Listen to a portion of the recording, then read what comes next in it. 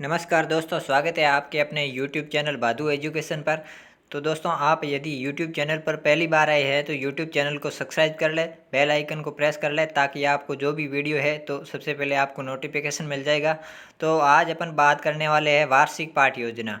वार्षिक पाठ योजना किस प्रकार बनाई जाती है और क्या क्या शिक्षण बिंदु होते हैं, किस प्रकार प्रस्तावना प्रश्न किए जाते हैं, और ये सारी जानकारी मैं इस वीडियो में बताने वाला हूँ। साथ ही अपन ये भी मैं आपको बताने वाला हूँ कि आपने वार्षिक पाठ योजना का निर्माण तो इस वीडियो में करेंगे ही करेंगे। साथ में आपको किस प्रकार से जो आपकी वार्षिक पाठ योजना है वो किस अपनी कक्षा में किस प्रकार प्रस्तुत करना है और कैसे शुरुआत करनी है वो भी जानकारी इस वीडियो में बताने वाला हूँ। तो शुरू से लेकर अंत तक वीडियो पूरा ज़रूर देखें ताकि आपको वार्षिक पाठ योजना और लेसन प्लान देने में किसी भी प्रकार की कोई समस्या नहीं रहेगी। तो सबसे पहले आपको शुरुआत करने से पहले आपके विद्यालय का नाम लिखना है जिस विद्यालय में आपका फाइनल लेसन हो रहा है। उसके बाद दिनांक, विषय, जिस विषय का आप फाइनल लेसन बना रहे हो। उसके बाद आपको कक्षा, आपके केवल महाविद्यालय की तरफ से आपको कौन सी कक्षा का जो लेसन प्लान दिया गया है वो कक्षा लिखनी है। उसके बाद कालांश और समयावधि 35 मिनट, और प्रकरण भी आपको लिखना है, या तो इन्वर्टेड कॉमे बंद करना है या उसके नीचे अंडरलाइन करना है। उसके बाद में दोस्तों मैं आपको पहले तो बता देता हूँ कि जो लेसन प्लान है वो किस प्रकार तैयार किया जाता है। उसके बाद में मैं आपको बताऊँगा कि आपको उस कक्षा में जाने पर कहाँ से शुरुआत करना है, कि किस लेसन देना है वो आपको मैं बाद में बताऊँगा। पहले आपको बता देता हूँ कि लेसन प्लान किस प्रकार तैयार करना है। तो सबसे पहले मैं आपको बता देता हूँ, एक तरफ लिखना है शिक्षण उद्देश्य, 2 नंबर इधर लिखना है अपेक्षित व्यवहारगत परिवर्तन, 1 नंबर होता है ज्ञान।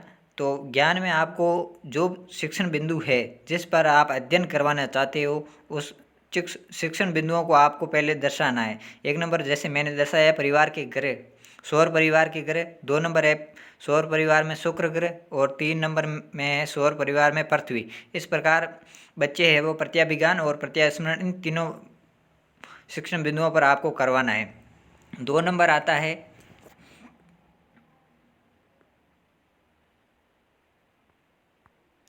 जैसे यहाँ पर आपका 2 नंबर आता है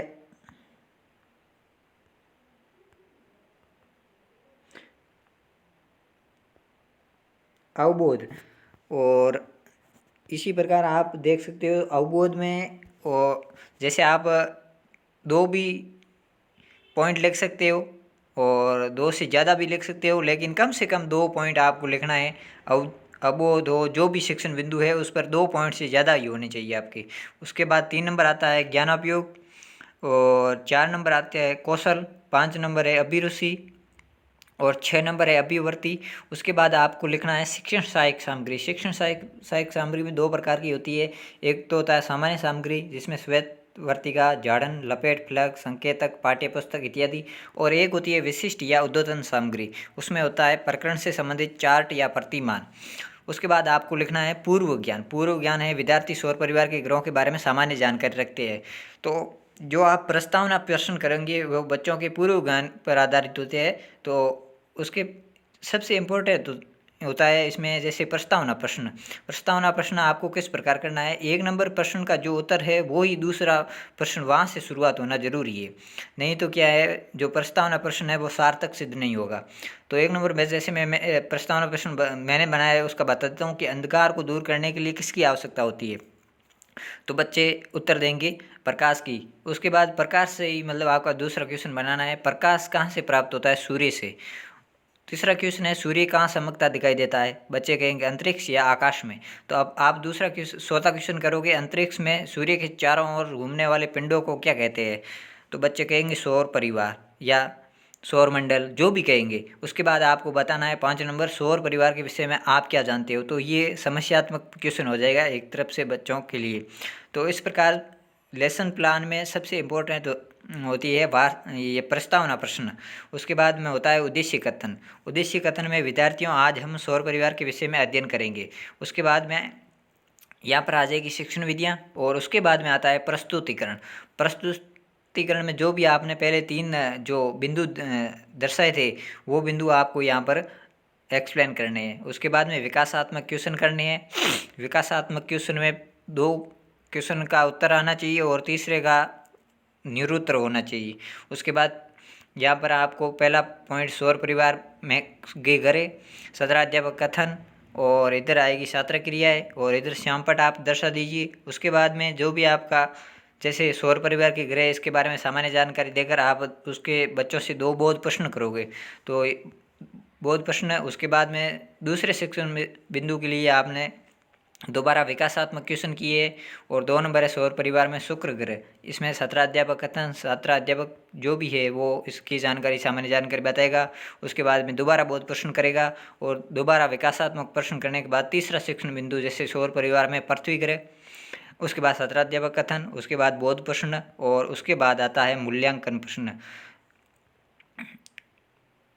मूल्यांकन प्रश्न आपको बनाने हैं, तो वहाँ आप जिस कक्षा के स्तर से आप सब वार्षिक पाठ्य योजना बना रहे हैं उसके अनुसार ही बनाए, और रिक्त स्थान की पूर्ति कीजिए 2 क्वेश्चन, और 2 ही वस्तुनिष्ठ प्रश्न, और 2 ही अति लघुतरात्मक प्रश्न, और 2 ही लघुतरात्मक प्रश्न, और 1 गृह कार्य का। और इसी के साथ आप बोधात्मक क्वेश्चन भी दे सकते हो, निबंधात्मक, और उसके बाद आएगी पर्यवेक्षक टिप्पणी और पर्यवेक्षक के हस्ताक्षर।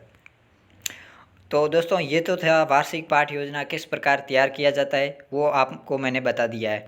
अब सबसे बड़ी समस्या ये आती है कि जैसे वार्षिक पाठ्य योजना का आपने निर्माण तो कर दिया है, आप जब फाइनल लेसन देने जाओगे तो कक्षा में किस प्रकार और कहाँ से शुरुआत करनी है वो जानकारी आप पूरी समझ लीजिए, ताकि आपको किसी भी प्रकार की कोई समस्या नहीं रहेगी। तो सबसे पहले आप कक्षा में प्रवेश करोगे, और का प्रवेश करने के बाद में सबसे पहले होती है श्यामपट पूर्ति। श्यामपट पूर्ति में आप विद्यालय का नाम लिखोगे, उसके नीचे दिनांक, कक्षा, विषय, प्रकरण और कालांश समयावधि जिस प्रकार मैंने लिखा है इसी प्रकार आपको अपने श्यामपट पर लिखना है। और प्रकरण लिखकर आपको खाली छोड़ना है। प्रकरण कब लिखना है वो आपको मैं बता दूंगा। ये शिक्षण उद्देश्य है, ये आपको वह कक्षा में नहीं पढ़ने हैं, तो आपको शुरुआत यहाँ से करनी है। शुरुआत करनी है प्रस्तावना प्रश्न से। तो बच्चों को ये जो 5 क्वेश्चन है, 5वां क्वेश्चन समस्यात्मक क्वेश्चन करके उसके बाद में आप अपने श्यामपट पर, जैसे यहाँ पर जैसे आपने पहले खाली छोड़ा था प्रकरण, यहाँ पर आपको प्रकरण डाल के और उसके नीचे अंडरलाइन करना जरूरी है, या इन्वर्टेड कॉमे में आपको बंद करना पड़ेगा। इस प्रकार आप अपनी श्यामपट पूर्ति करने के बाद में आप दोबारा आपको बच्चों को क्या पढ़ाओगे, जैसे ये विकासात्मक क्वेश्चन करोगे। यहाँ से शुरुआत करनी है आपको, विकासात्मक क्वेश्चन करोगे। तो तीसरा क्वेश्चन निरुत्तर होने के बाद आप सौर परिवार के ग्रह, इसके बारे में एक्सप्लेन करोगे। तो विद्यार्थी ध्यानपूर्वक सुनेंगे और इस विषय वस्तु को ग्रहण करेंगे। उसके बाद में आप विद्यार्थियों का मूल्यांकन करने के लिए आप उस शिक्षण बिंदु में जो पढ़ाया है उसमें से बोध प्रश्न करोगे, और इस बोध प्रश्न करने के बाद में आप दोबारा विकासात्मक क्वेश्चन करोगे दूसरे शिक्षण बिंदु के लिए। यहाँ आपको विकासात्मक क्वेश्चन करना है, फिर दूसरा शिक्षण बिंदु आ जाएगा।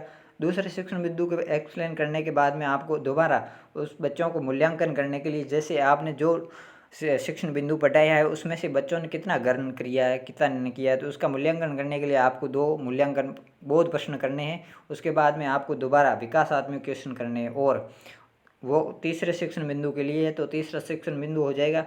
और इस प्रकार तीसरा शिक्षण बिंदु पूरा होने पर 2 बोध प्रश्न करना है।